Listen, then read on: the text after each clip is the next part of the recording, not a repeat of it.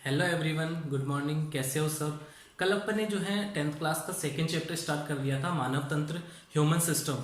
ठीक है, और उसका अपन ने फर्स्ट टॉपिक स्टार्ट कर दिया था पाचन तंत्र, जिसको डाइजेस्टिव सिस्टम बोलते हैं इंग्लिश में। ठीक है, तो पाचन तंत्र का अपन ने डायग्राम बना लिया था, जो बोर्ड में 2 नंबर का आता है, या फिर जितने भी तंत्र में पढ़ाऊंगा उनमें से कोई सा भी आ सकता है। फिर अपन बात करें कि अगर उसका एक अंग अपन ने डिस्कस कर लिया था। देखो, पाचन तंत्र के अंग हैं, 7 अंग बताए थे मैंने। उसके बाद में 3 ग्रंथियां होती है। तो पहले अपन क्या कर रहे हैं, अंगों को डिस्कस कर रहे हैं। तो पहला अंग अपन ने कर लिया था मुख। ओके, ये अपना हो गया था। आज अपन पढ़ने वाले हैं ग्रसनी। देखो, ग्रसनी क्या होती है, फेरिंग्स।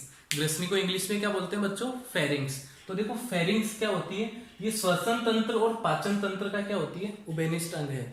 श्वसन और पाचन का क्या होती है, ये उभयनिष्ठ अंग होती है। उभयनिष्ठ का मतलब हो गया कॉमन, ये कॉमन होता है। यानी पाचन और श्वसन, पाचन और श्वसन तंत्र में दोनों में क्या होती है, कॉमन होती है। ये क्या काम करती है, इसका काम ये होता है, ये क्या करती है, भोजन को तो कहाँ भेजती है, भोजन को तो कहाँ भेजती है, भोजन नाल में, आहार नाल में भेजती है, आहार नाल में। ठीक है, और श्वास को या वायु को कहाँ भेजती है, श्वास को कहाँ भेजती है, श्वास नली में। ठीक है, तो इसका यही कार्य होता है, ये कंफर्म करती है कि भोजन जो है श्वास नली में नहीं फंसना चाहिए। इसका काम यही होता है कि ये भोजन को जो है, फूड जो होता है उसको श्वास नली में, जो विंड पाइप होता है, ट्रेकिया, उसमें फंसने से रोकती है। या अपन बोल सकते हैं कि ये भोजन को जो है श्वास नली में फंसने से रोकती है। तो इतना कार्य आपको याद रखना है। ये एक तो पाचन और श्वसन का उभयनिष्ठ अंग होता है, और इसका काम क्या होता है, ये भोजन को तो आहार नाल में भेजती है, और श्वास को कहाँ भेजती है, श्वास नली में भेजती है। ये जो है भोजन को श्वास नली में फंसने से रोकती है। इतना याद रख लोगे आप। ठीक है, बस ये इसके बारे में इतना याद रखना है आपको। फिर अगला जो अंग है वो है ग्रास नली। इसका अगला अंग जो है पाचन तंत्र का वो है ग्रास नली। तो देखो, ग्रास नली क्या होती है, क्या काम करती है ग्रास नली, तो इसको इंग्लिश में बोलते हैं ईसोफेगस। ईसोफेगस, ईसोफेगस जो है, इसका क्या कार्य है, ग्रास नली का क्या काम होता है, तो वो अपन पढ़ते हैं। देखो, ग्रास नली जो है, पहला पॉइंट तो आपको याद रखना है, ये 25 सेंटीमीटर लॉन्ग होती है। कितनी लंबी होती है, 25 सेंटीमीटर, 25 सेंटीमीटर लंबी होती है। इसमें जो है कोई पाचन क्रिया नहीं होती है, इसमें कोई पाचन क्रिया नहीं होती, पाचन नहीं करती है ये, कोई पाचन क्रिया नहीं होती। ठीक है, इतना याद रख लोगे कि एक तो 25 सेंटीमीटर लंबी होती है और इसमें कोई भी पाचन क्रिया नहीं होती है। अगर थर्ड पॉइंट की बात करें अपन, तो ये क्या काम करती है, भोजन को मुख से आमाशय तक लेके जाती है, स्टमक तक लेके जाती है, आमाशय तक लेकर जाती है, आमाशय तक लेकर जाती है। ठीक है भाई, इतना याद रखोगे। 25 सेंटीमीटर लंबी होती है ग्रास नली, ईसोफेगस। इसमें कोई भी पाचन क्रिया नहीं होती है, और ये भोजन को क्या करती है, मुख से कहाँ लेके जाती है, आमाशय तक लेकर जाती है। इतना याद रख लोगे। ठीक है, एक और पॉइंट याद रख लेना कि इसमें श्लेष्मा ग्रंथियां पाई जाती हैं, श्लेष्मा ग्रंथियां पाई जाती हैं, श्लेष्मा ग्रंथियां पाई जाती है, जो क्या काम करती है, श्लेष्मा का निर्माण करती है। ठीक है, यानी एक लिक्विड सब्सटेंस जिसको बोलते हैं म्यूकस, वो बनाती है, जिसके कारण क्या होता है कि भोजन आसानी से जो है गति करता है, और भोजन को ये लसलसा बनाता है। ठीक है, सॉफ्ट बना देता है। तो इतने पॉइंट याद रखोगे। ग्रास नली जो होती है 25 सेंटीमीटर लंबी होती है, इसमें कोई पाचन क्रिया नहीं होती है। ये भोजन को मुख से कहाँ लेके जाती है, आमाशय तक, स्टमक तक लेकर जाती है, और ये इसमें जो है श्लेष्मा ग्रंथियां पाई जाती है, या बोल सकते हैं अपन श्लेष्मा का निर्माण होता है, या चिपचिपा जो पदार्थ होता है जो भोजन को क्या बनाता है, सॉफ्ट बनाता है। तो इतने पॉइंट आपको याद रखने हैं। ठीक है, इसका फटाफट से स्क्रीनशॉट ले लो आप, या नोट कर लो इसको। अगला जो अंग है पाचन तंत्र का, वो है आमाशय। देखो, भोजन जो है मुख से अपन ने प्रवेश किया भोजन को, फिर अपन मुख में क्या हो रहा है, मुख में मैंने कल बताया था कि टाइलिन एंजाइम जो है लार ग्रंथियां क्या करती हैं, टाइलिन एंजाइम मिलाती है जो स्टार्च को पाचित करता है और इसको माल्टोज में कन्वर्ट करता है। फिर ग्रसनी में आता है, ग्रसनी क्या करती है, भोजन को श्वास नली में फंसने से रोकती है और कहाँ भेजती है, आमाशय में या आहार नली में, या फिर अपन बोलते हैं कि ग्रास नली में भेजती है। फिर ग्रास नली क्या काम करती है, यहाँ पे कोई पाचन क्रिया नहीं होती है, वहां से भोजन गति करता हुआ कहाँ गया, आमाशय में। अब आमाशय अपन पढ़ते हैं। तो देखो आमाशय बहुत इंपॉर्टेंट है और इसका 2 नंबर का क्वेश्चन पूछा भी जाता है, यहाँ से आ सकता है पूरा, ठीक है, चांसेस ज्यादा रहते हैं इस क्वेश्चन के आने के। तो इसमें देखो क्या क्या चीजें हैं वो आपको अभी अब डिस्कस करने वाले हैं। तो आमाशय जो है स्टमक, तो आमाशय पर डिस्कस करने वाले हैं, ओके। तो आमाशय स्टमक, तो स्टमक देखो इसको मैंने बताया था आपको डायग्राम में कि इसको 3 पार्ट में डिवाइड करते हैं। पहला तो मैंने बताया था कि कार्डियक होता है, कार्डियक। दूसरा मैंने बताया था फंडिस होता है, ठीक है। और तीसरा मैंने बताया था पाइलोरिक, पाइलोरिक या इसको बोलते हैं जठर निर्गमी भाग, जठर निर्गमी भाग, ठीक है। आमाशय स्टमक के 3 भाग होते हैं, कार्डियक, फंडिस और पाइलोरिक। इतना क्लियर है। देखो कार्डियक जो होता है वो ग्रास नली को और आमाशय को अलग करता है, मतलब वहां पे पाया जाता है। और फंडिस जो होता है वो आमाशय का बीच वाला भाग बताया था मैंने डायग्राम में, कल वाला लेक्चर जिसने नहीं देखा है वो देख लेना एक बार। और पाइलोरिक जो होता है वो छोटी आंत जो होती है, छोटी आंत का पहला भाग ग्रहणी होता है, उसको और आमाशय को दोनों को सेपरेट करता है या वहां पाया जाता है, ठीक है। अब मेन इंपॉर्टेंट क्या है यहाँ पे, फंडिस भाग है और इसमें आपको पूरा पढ़ना है डिटेल में, ठीक है। अब फंडिस भाग जो होता है उसकी दीवारों पर, उसकी दीवारों पर फंडिस जो भाग है आमाशय का, उसकी दीवारों पर जठर ग्रंथियां पाई जाती है, जठर ग्रंथियां, गैस्ट्रिक ग्लैंड्स, गैस्ट्रिक ग्लैंड्स। और ये क्या काम करती है बच्चों, ये गैस्ट्रिक ग्लैंड्स जो है वो जठर रस या जठर ग्रंथियां जो है जठर रस का निर्माण करती है, जठर रस, गैस्ट्रिक जूस। इतना क्लियर है। जठर ग्रंथियां किसका निर्माण करती है, जठर रस का, गैस्ट्रिक जूस का। जठर रस में जो है 2 चीजें होती है, एक तो होता है HCl, बच्चों क्या होता है HCl, जिसको हाइड्रोक्लोरिक एसिड भी बोलते हैं, हाइड्रोक्लोरिक अम्ल, हाइड्रोक्लोरिक अम्ल, ठीक है, हाइड्रोक्लोरिक अम्ल होता है। और दूसरी चीज क्या होती है इसमें, एंजाइम होते हैं बच्चों, एंजाइम, ठीक है। अब देखो HCl और क्या होता है, एंजाइम। तो HCl का काम तो ध्यान रख लेना कि ये बैक्टीरिया को मारने का कार्य करता है, बैक्टीरिया या जीवाणु जो होते हैं, जीवाणु को मारने का कार्य करता है। भोजन के साथ अगर कोई जीवाणु आ रहे हैं तो उनको मारने का कार्य ये करता है HCl, ठीक है। इतना क्लियर है आपका, ठीक है। अच्छा एक चीज ध्यान रखना, जठर रस जो है इसका पीएच मान कितना होता है बच्चों, इसका पीएच मान होता है 1 से लेके 1 से 3.5 तक, 1 से 3.5 पीएच स्केल। ध्यान है आपको, पीएच स्केल में क्या होता है कि इस तरीके से रीडिंग होती है, बीच में कितना होता है 7 और यहाँ 0 से 14 तक होता है। तो 7 से नीचे कोई अगर पीएच आ रही है तो वो अम्लीय होगा, ठीक है। 7 से अधिक अगर पीएच है तो वो क्षारीय होगा, बेसिक, और 7 पे है तो वो लवणीय होगा। ये अपन केमिस्ट्री में डिस्कस करेंगे, अभी केवल इतना याद रखो कि 7 से अगर नीचे पीएच आ रही है तो वो अम्लीय होगा, अगर 7 से ऊपर है तो क्षारीय, और अगर 7 पे है तो अपन उसको क्या बोलेंगे, लवणीय या उदासीन, जिसको बोलते हैं उदासीन, उदासीन, ठीक है, लवणीय होगा। इतना क्लियर है। अब देखो आमाशय के 3 भाग होते हैं, कार्डियक, फंडिस और पाइलोरिक। फंडिस भाग जो है वो इंपॉर्टेंट है। फंडिस भाग की जो दीवारें होती है वहां पे जठर ग्रंथियां पाई जाती हैं, गैस्ट्रिक ग्लैंड्स किसका निर्माण करती है, जठर रस का निर्माण करती है, गैस्ट्रिक जूस का निर्माण करती है, और इसकी पीएच कितनी होती है 1 to 3.5। मतलब क्या है, अम्लीय। देखो 7 से नीचे है, इसका मतलब क्या है, अम्लीय है, ठीक है। तो ये भोजन को अम्लीय भी बनाता है। इतना क्लियर है। फिर अपन बात करेंगे कि जठर रस में 2 चीजें होती हैं, HCl और एंजाइम। HCl क्या करता है, बैक्टीरिया को मारने का कार्य करता है। एंजाइम जो है वो भी तीन होते हैं, इसमें 3 एंजाइम होते हैं। देखो 3 एंजाइम कौन कौन से हैं? अच्छा मैं इसको ऊपर लिख देता हूँ, ठीक है, इतना एक बार फटाफट से आप इसका स्क्रीनशॉट ले लो, ऊपर लिख देता हूँ मैं इसको, ठीक है बच्चों, इतना समझ में आया होगा। तो देखो आमाशय में एंजाइम कौन कौन से बनते हैं वो अपन पढ़ते हैं। तो एंजाइम देखो, जठर रस में HCl पढ़ा अपन ने, बैक्टीरिया को मारने का कार्य करता है।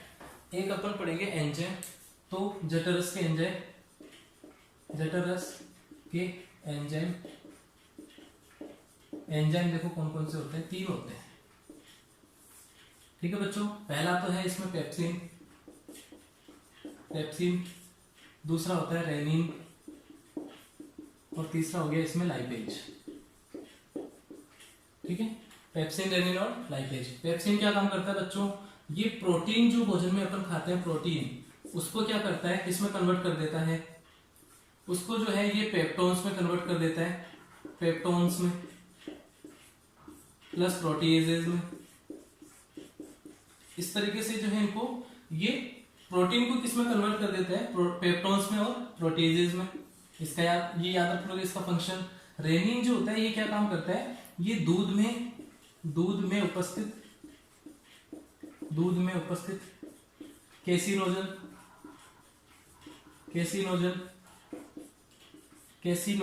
प्रोटीन या कैसिनोजन को कैसीन में बदलता है, कैसीन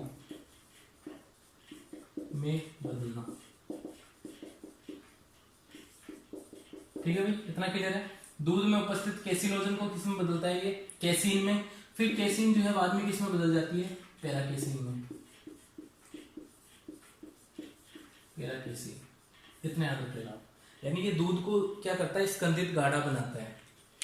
दूध में उपस्थित कैसिनोजन को किसमें बदलता है, कैसीन में। फिर है लास्ट और फाइनल कि लाइपेज जो होता है, ये वसा जो अपन खाते हैं, घी वगैरह, तेल वगैरह, तेली चीजें जितनी भी, ऑयली फूड जितने भी खाते हैं, तो वसा जो है उसको पाचन करता है और वसा को किसमें बदलता है, वसीय अम्लों में। बच्चों याद रखना इंपॉर्टेंट है, वसीय अम्लों में बदल देता है, ठीक है, वसीय अम्ल। अब एक चीज याद रखना कि अपन ये डाइजेशन क्यों कर रहे हैं, ये मैंने कल भी बताया था कि जितने भी जटिल कार्बनिक पदार्थ होते हैं उनको सरल रूप में लाना। तो ये वसा क्या थी, हमारा शरीर इसको पचा नहीं सकता था, हमारी कोशिकाएं इसको ग्रहण नहीं कर सकती थी, इसलिए जो पाचन तंत्र है उसने क्या किया, जितने भी जटिल कार्बनिक पदार्थ है उनको अपन तोड़ रहे हैं। अभी मैं एक एक चीज समझा दूंगा। अभी यहाँ का वसा का जो है पाचन हो चुका है, यानी वसा का सबसे सरलतम रूप क्या आ गया यहाँ पे, वसीय अम्ल। इतना क्लियर है आपको, ठीक है। ये इसको फटाफट से स्क्रीनशॉट ले लो, इसको नोट कर लो जल्दी से, इंपॉर्टेंट चीज है ये, इंपॉर्टेंट लगाना इस पे, ठीक है। नेक्स्ट अपन करते हैं, नेक्स्ट अपना छोटी आंत, अगला भाग देखो, छोटी आंत। अब ये तो जैसे आमाशय के बारे में, ये जे शेप का होता है, ये थैलेनुमा आकार होता है इसका, ठीक है। और ये आहार नाल का सबसे चौड़ा भाग है। ये 2-3 पॉइंट जो है बुक में दे रखे हैं, अगर आप करना चाहो तो, और मैंने बता दिया ऑलरेडी, आप इसको याद रखना कि ये जे शेप होती है इसकी, ये क्या होता है, थैलेनुमा शेप होती है इसकी, और ये सबसे चौड़ा भाग होता है आहार नाल का, एलिमेंट्री कैनाल का, ठीक है। तो अगला भाग जो है 5वां, वो है छोटी आंत, छोटी आंत, ठीक है, स्मॉल इंटेस्टाइन, स्मॉल इंटेस्टाइन। देखो स्मॉल इंटेस्टाइन के क्या क्या फंक्शन है, क्या क्या चीजें होती हैं। तो स्मॉल इंटेस्टाइन के तो मैंने आपको 3 भाग बताए थे। पहली चीज तो आपको ये याद रखनी है, स्मॉल इंटेस्टाइन का पहला भाग है ग्रहणी, दूसरा कौन सा था, ठीक है, मध्यांत्र, और तीसरा कौन सा था, शेषांत्र, ठीक है। इसको अपन बोलते हैं ड्यूडेनम,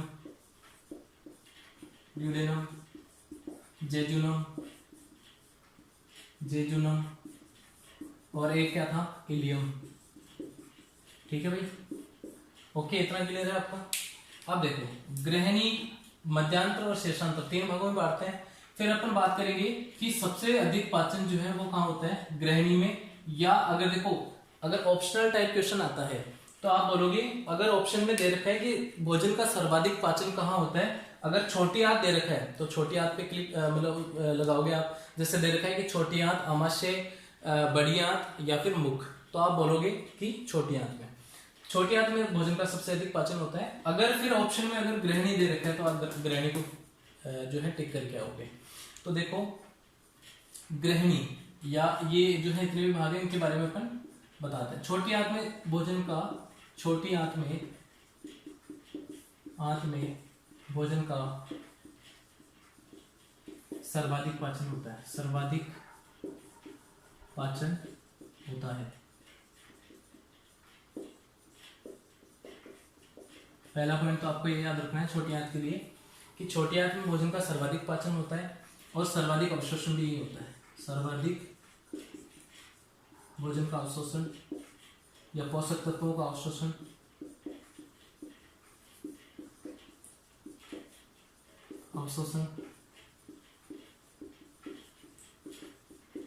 भी यहीं पे होता है, या पोषक तत्वों की तरह आप भोजन भी लिख सकते हो। भोजन का सबसे ज्यादा अवशोषण कहाँ होता है?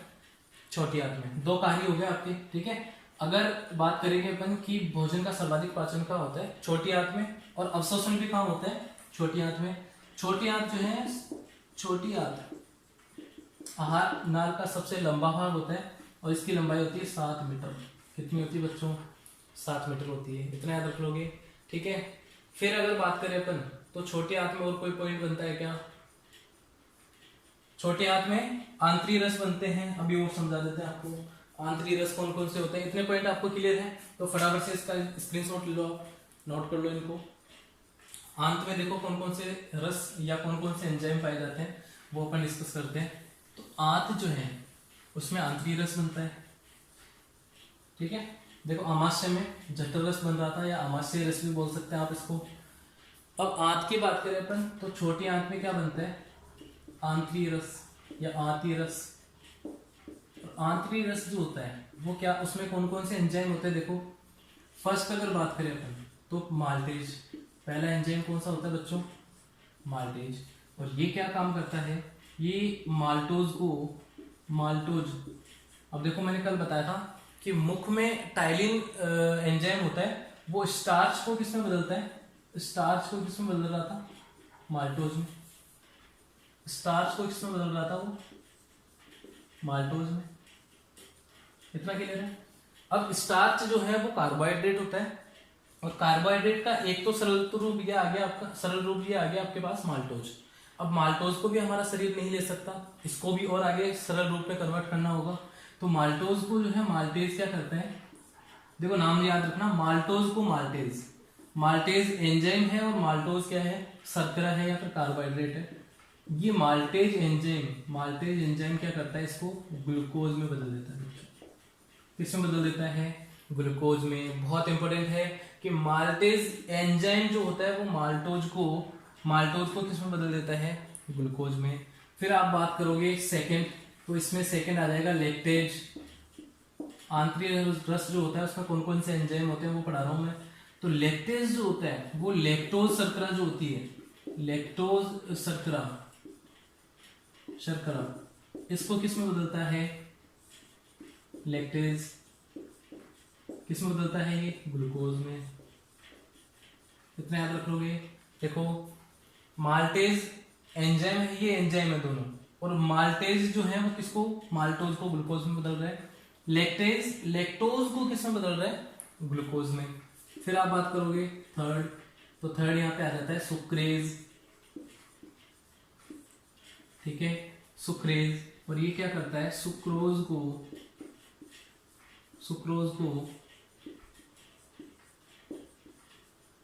किसमें बदलता है? ग्लूकोज। सुक्रोज को किसमें बदलता है? ग्लूकोज में। फिर आप बात करोगे फोर्थ यहाँ पे आता है लाइपेज। ये लाइपेज एंजाइम जो है आमाशय में भी बनता है, आंत में भी बनता है, और अग्नाशय रस में भी अभी पढ़ाऊंगा मैं, वहां भी बनता है, ठीक है। तो लाइपेज क्या काम करता है? वसा जो होती है, वसा वही काम करेगा। वसा को किसमें बदल देता है? वसीय अम्लों में। इतना क्लियर है, ठीक है। ये आपको याद। तो बड़ी आंत में देखो क्या क्या चीज होती है, क्या फंक्शन होता है उसका। बड़ी आंत, लार्ज इंटेस्टाइन। और लार्ज इंटेस्टाइन का देखो क्या फंक्शन होता है। पहले तो लार्ज इंटेस्टाइन के आपको याद रखना है, बड़ी जो आंत होती है उसके भी 3 भाग बताए थे मैंने। पहला कौन सा था? सीकम, दूसरा कौन सा था, कोलन, और तीसरा कौन सा था, बच्चों, मलाशय, रेक्टम। ठीक है, इतना क्लियर है कि बड़ी आंत को 3 भागों में बांटते हैं, सीकम, कोलन और मलाशय। सीकम जो होता है, इसका याद रखना कि सीकम पे अपेंडिक्स पाई जाती है। अपेंडिक्स का नाम सुना होगा सबने, अपेंडिक्स। ये एक अवशेषी अंग है हमारे शरीर का। क्या है, एक अवशेषी होमोलोगस ऑर्गन है, अवशेषी अंग है, यानी ये हमारे शरीर में अभी कोई काम में नहीं आ रहा है। ठीक है, तो ये क्या है, एक अवशेषी अंग है। और अगर कोलन की बात करें तो कोलन क्या करती है, अतिरिक्त जो जल होता है भोजन में, जब अतिरिक्त जल होता है, यानी भोजन जो है मुख से गति करता हुआ ग्रास नली में, आमाशय में जठर रस, वहां पे कुछ प्रोटीन का भी पाचन होता है, लाइपेज यानी वसा का पाचन होता है, दूध का स्कंदन होता है, दूध गाढ़ा होता है। फिर यहाँ इतना पाचन होने के बाद में छोटी आंत में जाता है भोजन। छोटी आंत में सबसे ज्यादा पाचन होता है, क्योंकि छोटी आंत में क्या होता है कि अगर बात करें अपन पित्तरस, अभी आगे पढ़ाऊंगा कि लीवर से एक पित्तरस बनता है, वो आके मिलता है, और अग्नाशय से अग्नाशयी रस मिलते हैं। जब ग्रंथियां पढ़ाऊंगा दोनों, तो अभी उनके बारे में अपन पढ़ेंगे, वो दोनों आके मिलेंगे। उनमें बहुत सारे एंजाइम होते हैं बच्चों, तो वो क्या करते हैं कि भोजन का बहुत ज्यादा पाचन करते हैं वहां पे। फिर भोजन का अवशोषण होता है वहां पे। इतना क्लियर होने के बाद में भोजन जो है गति करता हुआ कहाँ जाता है, बड़ी आंत में। बड़ी आंत में जो है देखो क्या प्रक्रम हो रहा है, यहाँ पे जो भोजन में जल होता है उसका अवशोषण किया जाता है, यानी कोलन जो है वो अतिरिक्त जल को अवशोषित करती है। फिर जल का अवशोषण,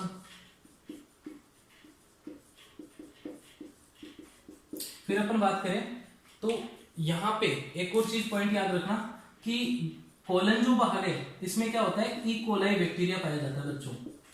ई कोलाई बैक्टीरिया, जीवाणु। ये क्या काम करता है कि विटामिन के का निर्माण करता है हमारे शरीर में। विटामिन के का निर्माण करता है। ई कोलाई बैक्टीरिया जो है हमारे शरीर में किसका निर्माण करता है बच्चों, विटामिन के का निर्माण करता है। और ई कोलाई बैक्टीरिया जो है सहजीवी के रूप में हमारे शरीर में पाया जाता है, यानी सिम्बायोसिस जो प्रक्रम होता है उसमें पाया जाता है। यानी ई कोलाई जो है सहजीवी के रूप में एक बैक्टीरिया होता है, हमारे शरीर में पाया जाता है। शरीर के लिए कोई नुकसानदायक नहीं होता है। ये क्या बनाता है हमारे शरीर के लिए, विटामिन के। अब यहाँ से एक फैक्ट आपको याद रखना है कि 2 विटामिन होते हैं, एक तो विटामिन के और एक विटामिन डी, जो हमारे शरीर में बनते हैं। बच्चों याद रखना, बहुत इंपॉर्टेंट है। विटामिन के और विटामिन डी जो है हमारे शरीर में बनते हैं। इतना क्लियर है, तो ये आपको याद रखना है। मलाशय का क्या कार्य होता है, ये मल को संग्रहित करता है। जो अपशिष्ट बचता है तो मल को क्या करता है, संग्रहित करता है। इतना याद होना चाहिए आपको। ठीक है, तो ये सारे कार्य किसके हैं भाई, बड़ी आंत के हैं। जल का अवशोषण होता है यहाँ पे, या अतिरिक्त जल का अवशोषण होता है। ई कोलाई बैक्टीरिया पाया जाता है, ठीक है, जो विटामिन के का निर्माण करता है। मलाशय क्या करता है, मल का संग्रहण या संग्रहित करता है। और अपेंडिक्स कहाँ पाई जाती है, अवशेषी जो अंग होता है वो सीकम पे पाया जाता है। बड़ी आंत का पहला भाग है सीकम, उस पे क्या पाई जाती है, अपेंडिक्स जो अवशेषी अंग है। इतना क्लियर होना चाहिए। फटाफट से इसको नोट करो, फिर आगे बढ़ते हैं।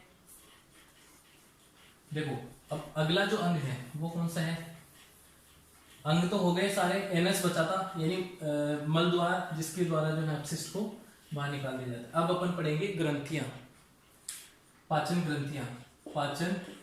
ग्रंथियां बहुत इंपॉर्टेंट है। पाचन ग्रंथियां या डाइजेस्टिव ग्लैंड्स। देखो बच्चों, डाइजेस्टिव ग्लैंड कौन कौन सी होती है। पहली अपन ने पढ़ी थी लार ग्रंथि या लार ग्रंथियां, जो स्लाइवरी ग्लैंड्स। अब देखो स्लाइवरी ग्लैंड्स जो है अपन पढ़ चुके हैं, तो मैं दूसरे से स्टार्ट करता हूँ। लीवर या यकृत जिसको बोलते हैं, यकृत। तो लीवर का देखो क्या काम होता है। अगर यकृत की बात करें अपन, तो यकृत जो है वो किसका निर्माण करता है बच्चों, याद रखना। यकृत जो है वो पित्तरस का निर्माण करता है, पित्तरस का निर्माण करता है। ठीक है, पित्तरस का निर्माण करता है। और ये पित्तरस जो होता है, इसका कार्य देखो, पित्तरस का कार्य, पितरस के कार्य लिखा रहा हूं। तो पहला तो है, पितरस का कार्य ये होता है कि ये भोजन को क्षारीय बनाता है, क्षारीय बनाता है।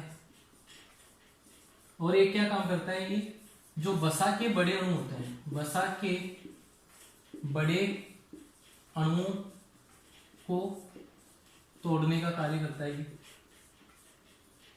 ये भी किसका काम होता है बच्चों, ये पितरस क्या काम करता है बच्चों, भोजन को एक तो क्षारीय बनाता है और एक वसा के बड़े अणुओं को तोड़ता है।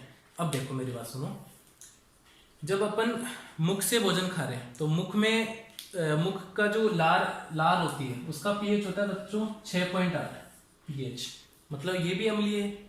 फिर आगे भोजन आता है आमाशय में, तो आमाशय में जो है आमाशय में जठर रस बनता है और जठर रस की 1 से लेके 3.5 क्या होती है, पीएच होती है। यानी ये दोनों ही माध्यम कैसे हैं, अम्लीय है। और अम्लीय माध्यम में कार्बोहाइड्रेट का पाचन नहीं हो सकता, या अपन बोलते हैं कि भोजन जो है वो कहाँ नहीं पच सकता, आमाशय में नहीं पचता, यानी अम्लीय हो जाता है बहुत ज्यादा। फिर उसको क्षारीय बनाने के लिए क्या करता है, पित्तरस स्रावित होता है यकृत से, और ये क्या काम करता है, एक तो भोजन को क्षारीय बनाता है और एक वसा के बड़े अणुओं को क्या करता है, तोड़ने का कार्य करता है। इतना याद रख लो कि अब ये दोनों इसके कार्य होते हैं, पित्तरस के कार्य होते हैं। ठीक है, इसका स्क्रीनशॉट लो, फटाफट से आगे बढ़ते हैं। फिर तो देखो लार ग्रंथि हो गई, दूसरी अपन ने पढ़ी यकृत ग्रंथि। और यकृत ग्रंथि के बारे में एक दो फैक्ट और याद रखना। एक तो ये शरीर की सबसे बड़ी ग्रंथि होती है बच्चों, याद रखना। अगर पॉइंट में लिखा हूं तो इसको लिख लेना कि शरीर की सबसे बड़ी ग्रंथि होती है, शरीर की सबसे बड़ी ग्रंथि।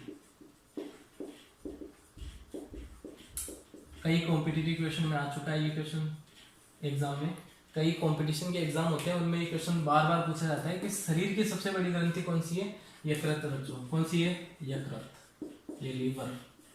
ठीक है, तो ये पित्तरस का निर्माण करती है। पित्तरस का कार्य क्या होता है, वसा के बड़े अणुओं को तोड़ना और भोजन को क्षारीय बनाना।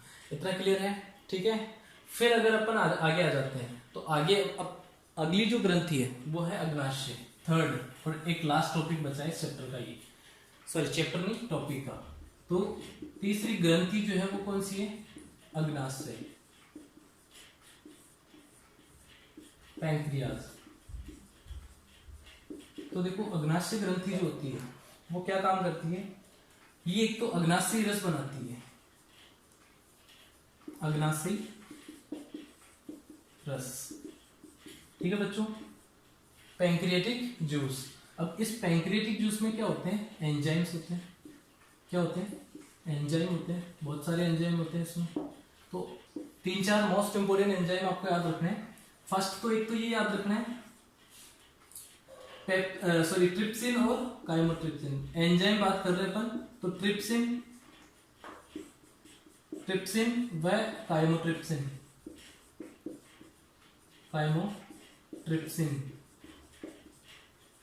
ठीक है। ये एंजाइम क्या करता है उसमें, छोटी आंत में ध्यान रखना, जो इरिप्सिन होता है ना, इरिप्सिन, छोटी आंत का इरिप्सिन, ये क्या काम करता है, पेप्टाइड को कन्वर्ट करता है।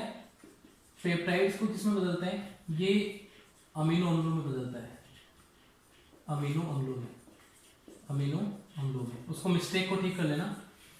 ये इरिप्सिन जो एंजाइम होता है वो क्या करता है, पेप्टाइड्स को किसमें बदलता है, अमीनो अम्लों में। ये याद रखना, वो छोटी आंत। लेकिन उल्टा बोल दिया था, ट्रिप्सिन जो होता है वो पेप्टोन्स को बदलता है, किसमें, पेप्टोन्स को किसमें बदलता है, ये पेप्टाइड्स में बदलता है। ठीक है, यानी ट्रिप्सिन और काइमोट्रिप्सिन क्या करते हैं, पेप्टोन्स को किसमें बदलते हैं, पेप्टाइड्स में। ठीक है, इतना क्लियर है। फिर अगर बात करें अपन तो यहाँ पे लाइपेज बनता है, लाइपेज वही कार्य करेगा। लाइपेज क्या करेगा, ये वसा को किसमें बदलेगा, वसीय अम्लों में बदलेगा। ठीक है, और एमाइलेज होता है यहाँ पे, अमाइलेज जो क्या काम करता है, अमाइलेज जो होता है वो अपन बोल सकते हैं कि ये स्टार्च को किसमें बदलता है, माल्टोज में। इतना क्लियर है? ठीक है, क्योंकि वो क्या करता है इरिप्सिन, पेप्टाइड, इरिप्सिन जो है वो पेप्टाइड को अमीनो अम्लों में बदलता है, उल्टा बोल दिया था। और यहाँ पे जो ट्रिप्सिन है और काइमोट्रिप्सिन, ये पेप्टोन्स को पहले पेप्टाइड में बदलेंगे, फिर इरिप्सिन आगे जाके पेप्टाइड को अमीनो अम्लों में बदलता है। जो अमीनो अम्ल है ये प्रोटीन का सबसे सरल रूप है, यानी सरल रूप में ले लिए अपन ने उनको, फिर कोशिकाएं इनको ग्रहण करती है। अब देखो कार्बोहाइड्रेट का हो गया था पाचन, कार्बोहाइड्रेट का सबसे सरलतम रूप ग्लूकोज, प्रोटीन का सब पाचन हो गया अमीनो अम्लों में, और वसा जो है वो किस में पाचित होगी?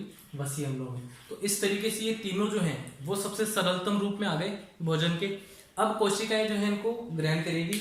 जो छोटी आंत होती है उसमें मूलांकुर होते हैं, सूक्ष्मांकुर होते हैं, वहां से भोजन अवशोषित होता है, पोषक पदार्थ अवशोषित होते हैं और वहां से कहाँ जाते हैं? पूरी कोशिकाओं में, शरीर की जितनी भी कोशिकाएं होती है वहां तक जाते हैं। इतना क्लियर है आपको?